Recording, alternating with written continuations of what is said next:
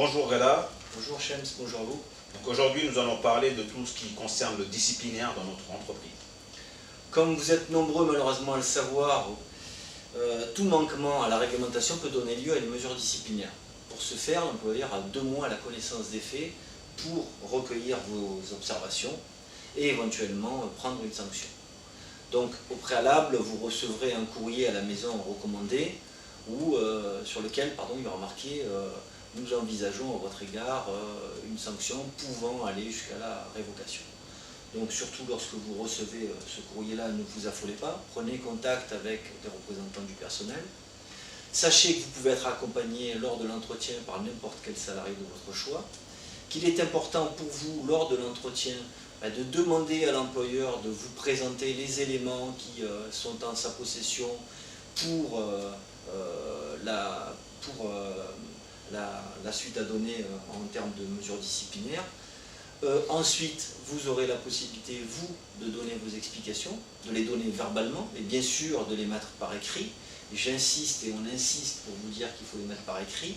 C'est que les suites à donner à cet entretien, c'est dans le pire des cas une mesure disciplinaire qui peut donner lieu à une mesure du 1er degré ou du 2e degré, et au pire et pire, la révocation.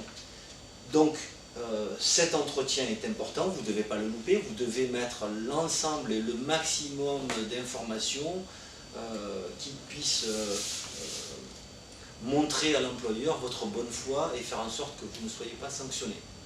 Donc cet écrit est important aussi pour les agents qui souhaitent ou souhaiteront aller jusqu'au prud'homme pour défendre leurs droits s'ils ont été sanctionnés injustement. Mais au préalable, ce qu'il est important de vous rappeler, c'est que vous devez, et nous vous conseillons de souscrire une assurance juridique qui prendra en charge, si le besoin s'en faisait sentir un jour, l'ensemble des frais inhérents à la procédure, prud'homme, procédure d'appel et autres. Donc, petit rappel, statut, article 149 et suivant, prenez le temps de le lire, prenez le temps de regarder le règlement intérieur, parce que souvent les faits reprochés sont dans le règlement intérieur, et bien sûr l'instruction générale 408 qui accompagne le statut du personnel et vous livre les éléments d'information nécessaires à chaque degré de sanction. Donc n'oubliez pas aussi que vous avez la possibilité, si vous avez été sanctionné, de faire appel de cette décision. Voilà.